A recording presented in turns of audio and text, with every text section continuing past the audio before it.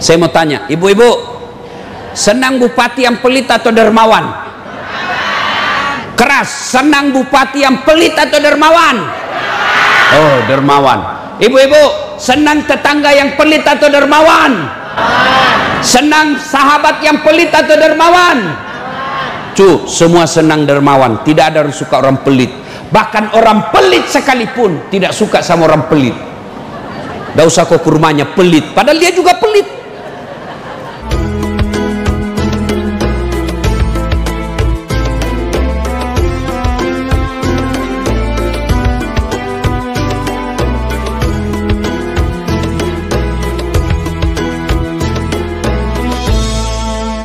Bapak-bapak, suamimu malah istrimu malas masak, kasar ngomong, tidak menghargai mertua, saudara kita dia hina. Ada pilihan?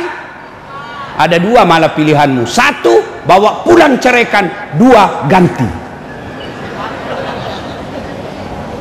Tapi kalau sedulur-sedulur di dunia menderita masih ada pilihan, di dunia susah masih ada pilihan. Tapi kalau masuk kubur ada pilihan? Ada pilihan, Bu? Masuk kubur ndak enak, balik lagi deh. Begitu kau balik, spiral kau satu dunia. Kata Nabi, kalau kau sudah masuk kubur ndak ada pilihanmu. Ndak bisa lagi kau sholat, ndak bisa lagi kau puasa, ndak bisa lagi kau tobat, ndak bisa lagi kau ibadah. Tapi kata Nabi, ada tiga yang bisa terus mengalir deras meskipun kau sudah jadi jenazah di kuburmu. Itulah amal jariah. Apa amal jariah itu? Satu, kata Nabi, anak yang soleh dan soleha. Ibu-ibu, bapak-bapak, halo pak, anak sampean bisa ndak jadi tentara tidak pernah sekolah tentara? Bisa? Ndak mungkin. Ibu-ibu, bisa ndak anak sampean jadi anggota DPR tidak pernah nyalek? Tidak mungkin. Bisa ndak anak kita jadi dokter tidak pernah fakultas kedokteran? Tidak mungkin. Tapi bisa ndak anak sampean jadi soleh dan soleha tanpa sekolah?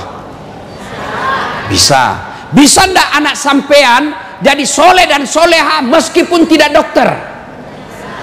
Bisa.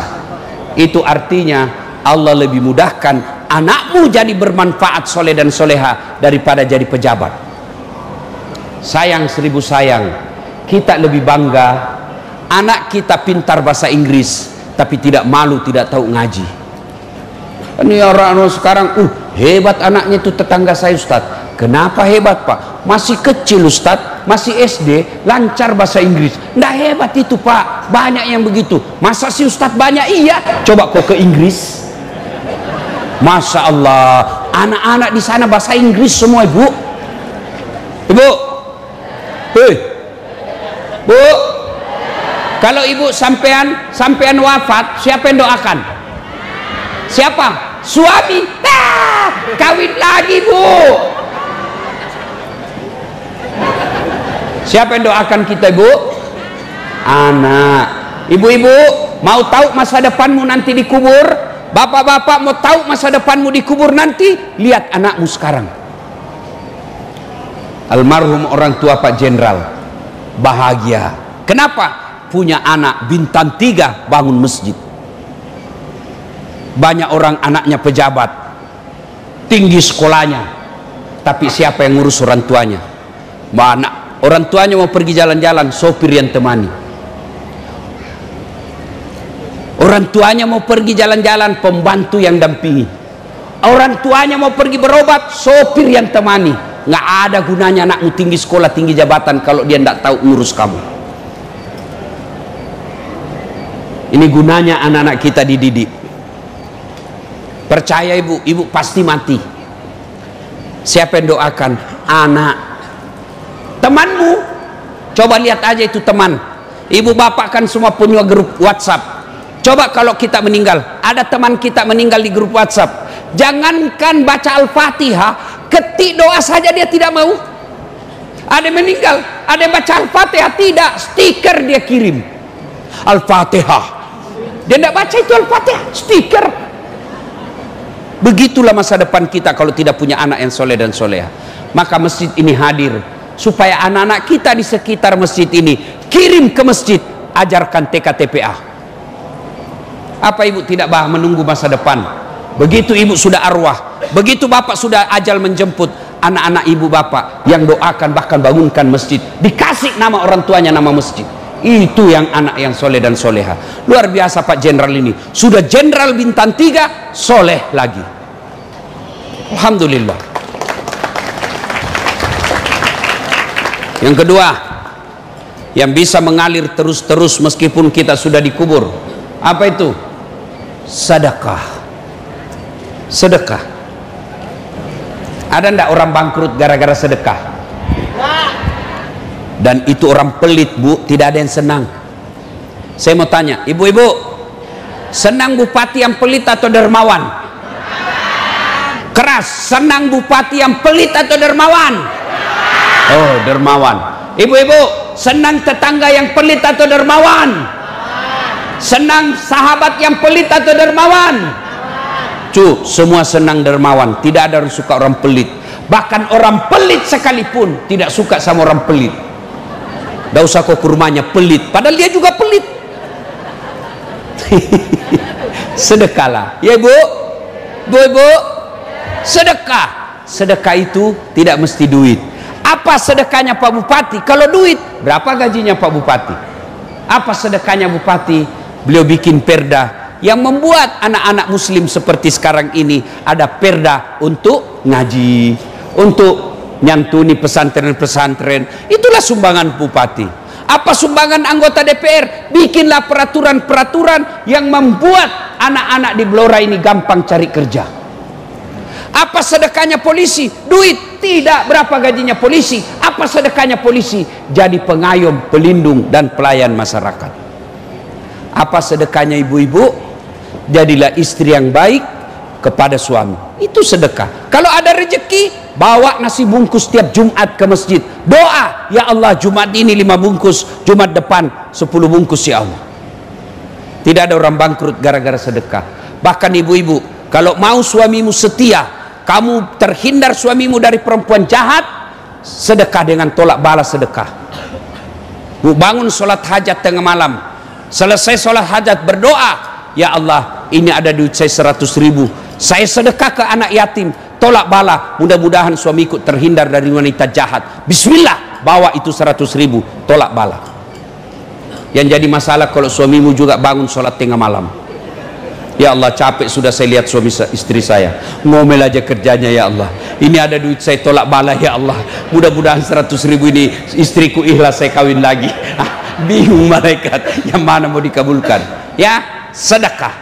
Dan yang ketiga, amal yang mengalir terus menerus meskipun sudah kita alam kubur adalah ilmu yang bermanfaat, pembangunan yang bermanfaat. Pak Bupati sudah 5 tahun jadi bupati.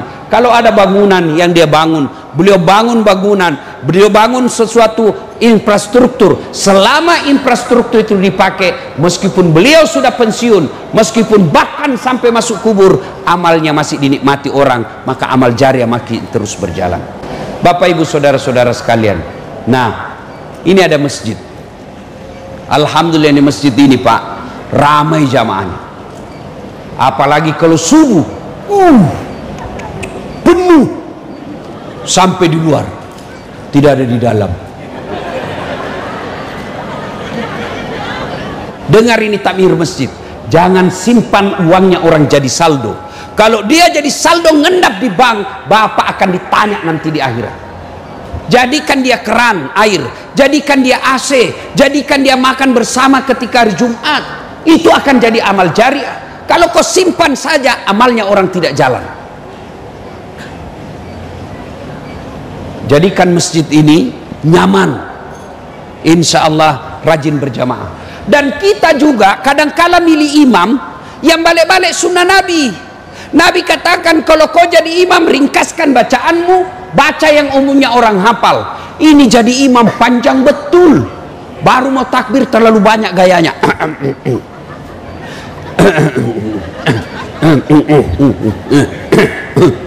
Apa itu? Nak kau tinggal angkat selesai.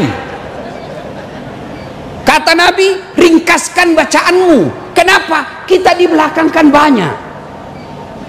Ada rematik disiksa sama Pak Imam. Allah.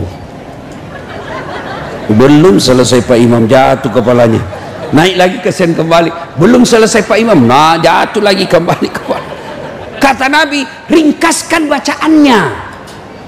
Yang kedua kata Nabi, kalau kau jadi imam, baca yang umumnya orang hafal.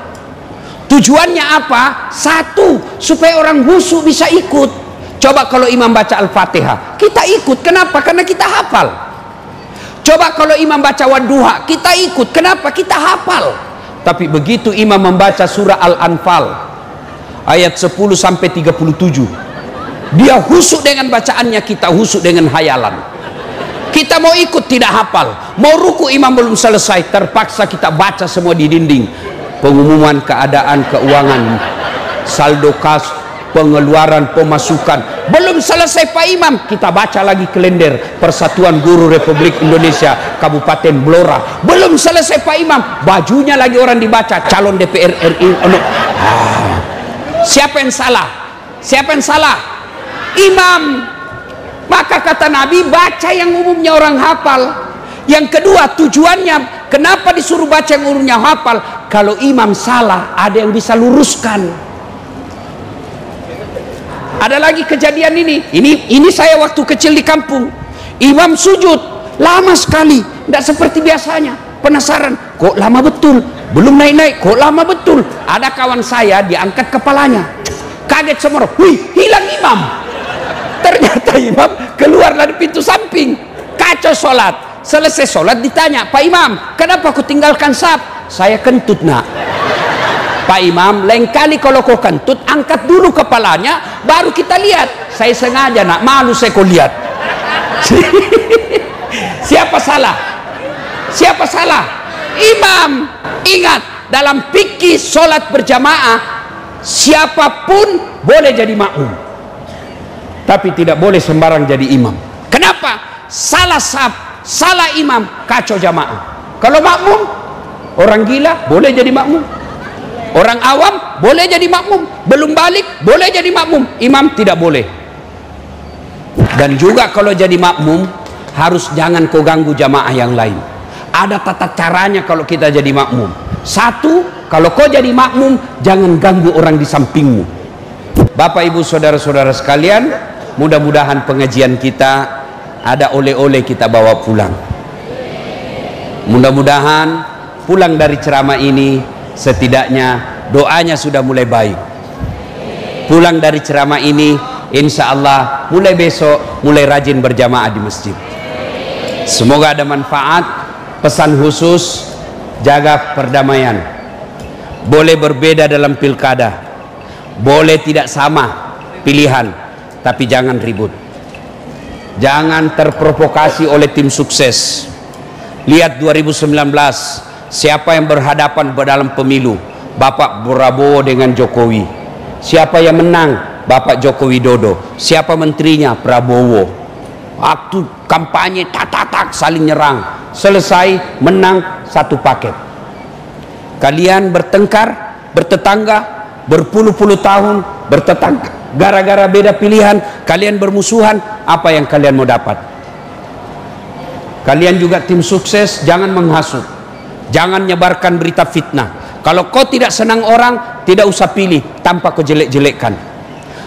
Silakan pilih jagoanmu, jangan kau hina lawanmu, karena kau bisa menang karena ada lawan yang kau tanding. Ibu-ibu, jangan peras calon, jangan menjadi pemeras dalam pilkada. Bapak-bapak calon, jangan juga ajari masyarakat kita untuk disogok. Mari hadapi pesta demokrasi ini, jaga ketertiban, jaga keamanan, sama-sama kita jaga Kabupaten Blora. Kabupaten ini tempat kita hidup dan cari nafkah, maka tanggung jawab kedamaiannya bukan pada polisi saja, tapi pada kita semua. Karena kalau Blora aman, kita enak pun mencari nafkah dan beribadah. Mudah-mudahan ada manfaat. Lebih dan kurangnya mohon dimaafkan.